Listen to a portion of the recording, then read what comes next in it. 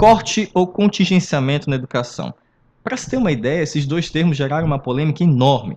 E nas duas últimas semanas nós vimos umas reviravoltas aí no cenário político. Dia 15, dia 26, votação da MP 870, enfim, muita coisa aí para a gente analisar no canal. Mas antes de começar a falar sobre esse tema, compartilhe esse vídeo se você achou interessante, deixe seu like, deixe aqui embaixo o seu comentário se você acha que foi corte na educação, se você acredita que foi contingenciamento na educação.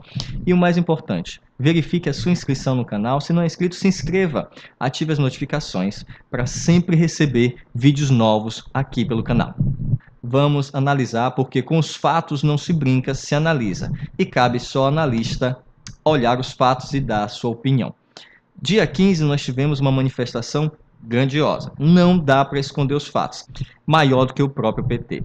Alguns atribuíram a manifestação do dia 15 ao PT, ao PSOL, ao PCdoB, o que é um fato errôneo, porque a manifestação foi bem maior do que esses partidos.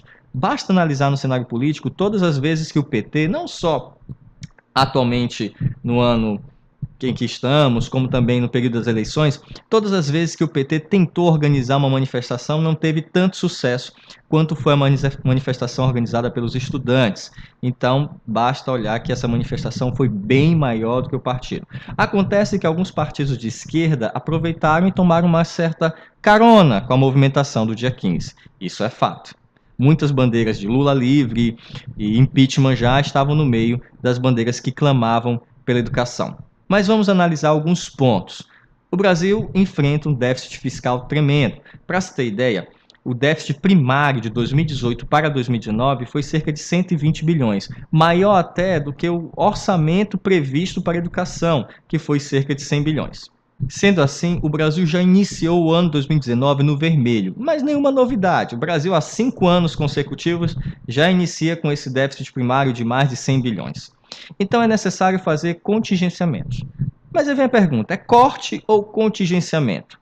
A palavra corte é a mais utilizada pela oposição. Dá uma ideia de dramaticidade, de que está sendo cortado, está sendo retirado, está sendo separado.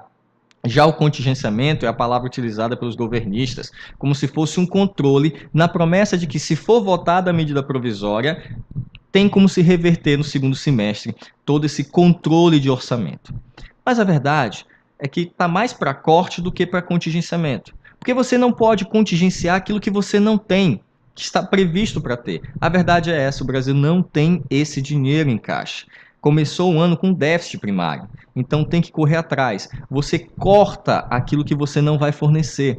Então, como eu não tenho o que contingenciar, a palavra mais utilizada, mais correta, seria corte. Mas isso pouco importa, a consequência vai ser a mesma. Corte, contingenciamento é controle de gastos na educação.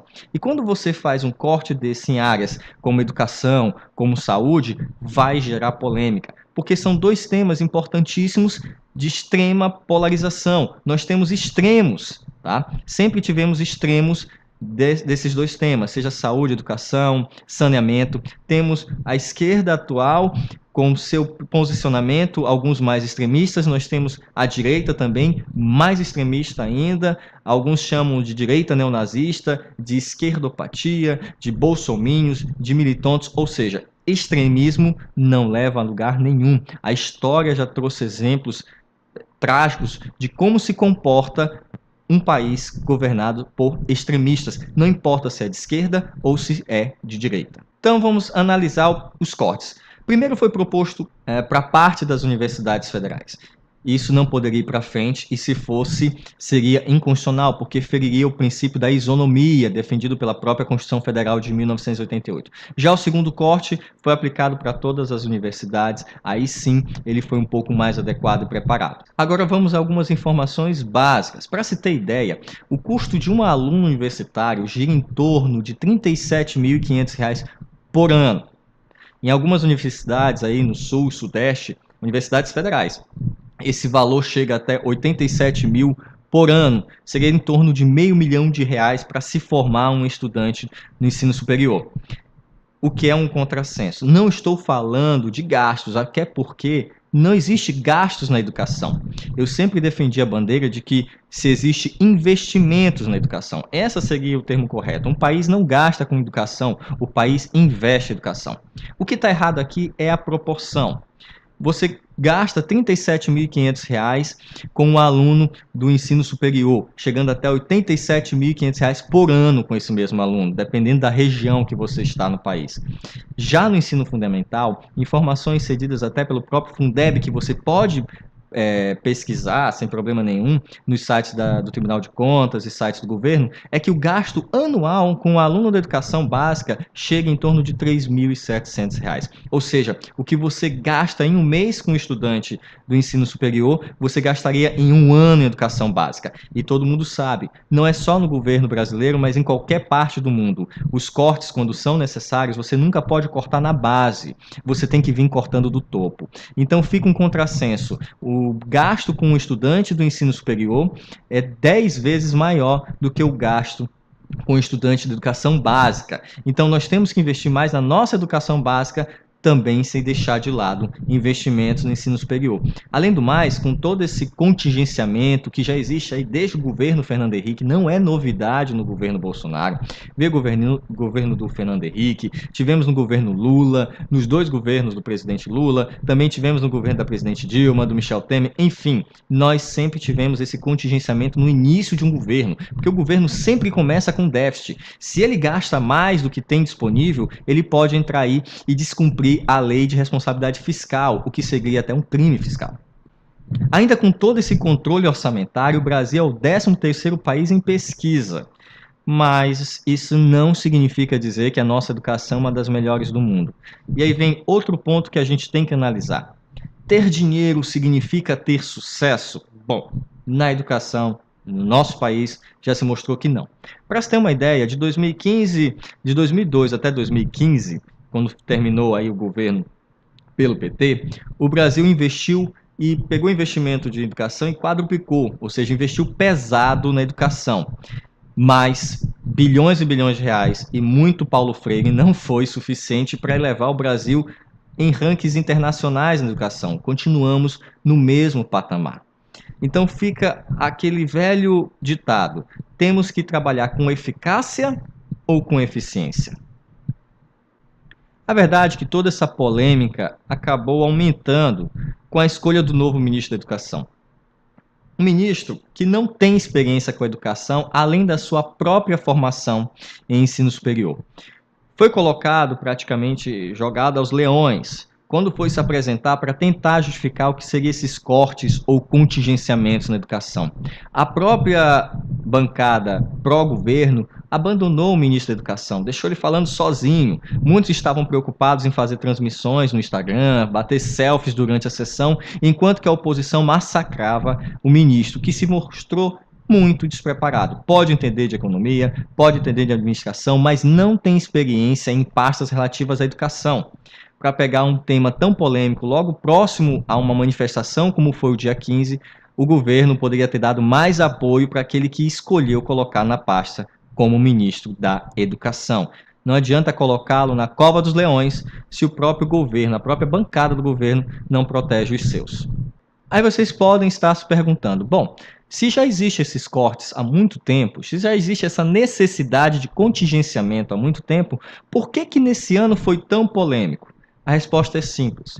Estamos vivendo o primeiro ano de governo como se estivéssemos vivendo 2018, ainda nas eleições. Extremismo não favorece ninguém, nem de esquerda, nem de direita. Como eu já falei, não adianta bolsominions ou militontos, sem ofensa. É preciso ter a direita, é preciso ter a esquerda, é preciso ter o centro? Sim, mas nós temos que entender que eleitor não pode se comportar como torcedor de futebol, que escolhe um time, morre, vive, mata pelo seu time muitas vezes. Não podemos ser torcedores fanáticos. A política é bem diferente do futebol. Aqui se ganha, aqui se perde, mas no final, se o país for bem, todos lucram. Se o país for mal, todos perdem. A questão é, jamais sairá soluções de extremistas. A história já mostrou que de extremistas pode vir qualquer coisa, as piores, menos soluções. Soluções virão de sociólogos, pedagogos, Economistas, advogados, juristas, pessoas preparadas para lidar com a situação do país. Então, as manifestações do dia 15 foram grandes? Foram. Eu presenciei a que teve na minha cidade. Realmente as manifestações foram grandes, maior do que qualquer partido político. É preciso que o governo veja isso. É preciso também que o presidente entenda que ele não é mais um candidato à presidência. Ele não governa para os seus eleitores, ele governa para uma população de esquerda, direita e de centro. É para eles que ele governa. Ele vai ouvir posicionamentos contrários, e ele tem que lidar com esses posicionamentos contrários. Chamar de idiotas úteis, como ele chamou os manifestantes do dia 15, não cai bem. Ao invés de colocar água, ele coloca gasolina na fogueira. Só incendeia mais a oposição e acaba afastando o presidente do Congresso. E o Congresso tem que estar alinhado com o Planalto para poder aprovar as reformas. Atualmente, o presidente da República, o Planalto, não tem lá 150 votos. Quem dirá a maioria constitucional para se aprovar uma emenda constitucional como é a reforma da Previdência? Quase não consegue aprovar a medida provisória 870, em que o centro ficou fazendo pressão e segurando essa votação. Se o governo hoje não tem nem 150 votos, quem dirá votos necessários para a reforma da Previdência? E um discurso desse, chamando idiotas úteis, ou como ele fez com a jornalista da Folha de São Paulo, mandando que ela voltasse para fazer o curso novamente de jornalismo, porque esse que ela fez não presta, e usou outras palavras que não cabem nem pronunciar aqui no canal, não ajuda, só complica e polariza muito mais a situação. Não é a primeira vez que eu digo neste canal que o presidente não governa só para os seus eleitores, ele governa para todo o país. Deixar de lado o mito e passar a ser o presidente. Um presidente não lacra, como seus defensores na internet disseram. O presidente não pode lacrar, ele tem que agir conforme a natureza do cargo, conforme as exigências que o cargo se faz necessário. E a palavra idiotas úteis não foi bem recebida, mas não é uma palavra nova. Muitos atribuem o conceito de idiotas úteis a Lênin, mas na verdade muitas pessoas disputam a sua autoria. Idiotas úteis tem muito a ver com aquela relação socrática da teoria do só sei que nada sei.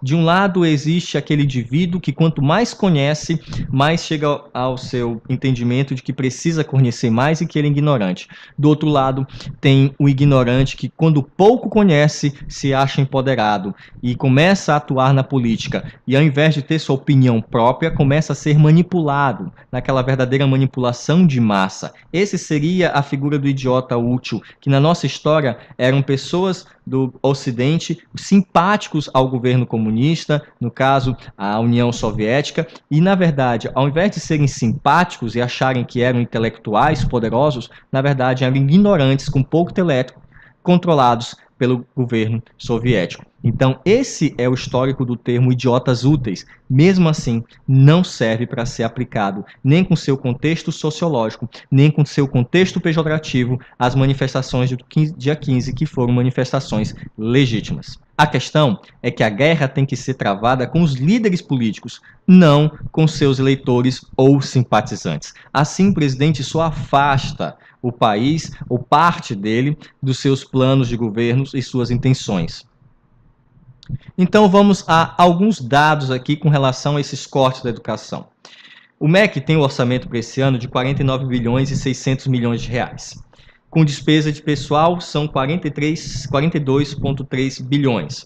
As emendas parlamentares destinadas à área da educação chegam em torno de 400 milhões. E as despesas discricionárias de 6,9 bilhões. Aqui, nesses 6,9 bilhões, é que o governo anunciou que seriam realizados cortes.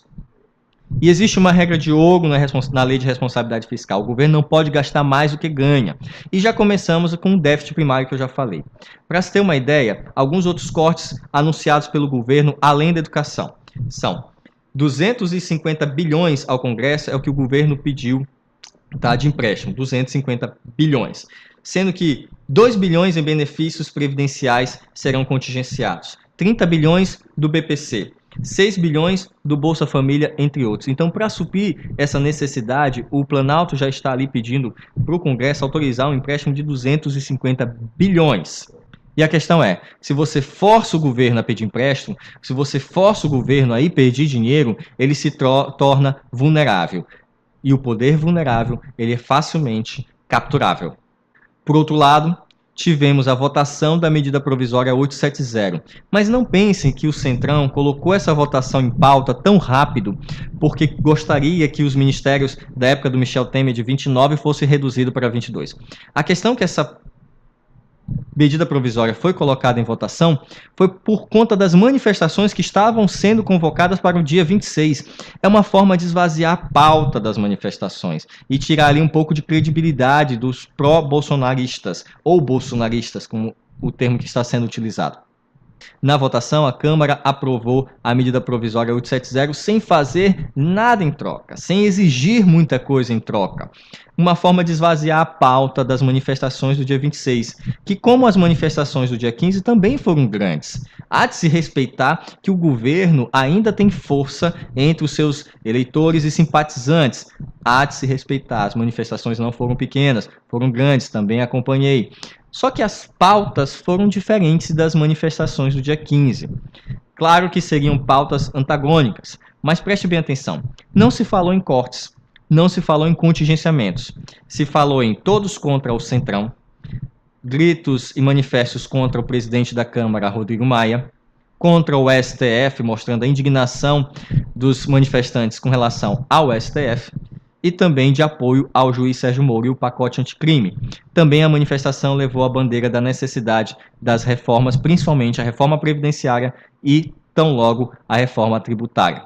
Vamos ver, nesta semana que se inicia, como o Congresso vai se comportar diante das manifestações. A oposição já se manifestou dizendo que os estudantes voltarão a se reunir em resposta ao dia 26. Basta aguardar e analisar. E eu gostaria de saber a sua opinião. É cortes ou contingenciamento? Coloca aqui embaixo nos comentários se você acredita que é cortes na educação ou em outras áreas, ou se é contingenciamento. Pode até explicar por quê. Lembrando que aqui a sua opinião sempre será respeitada.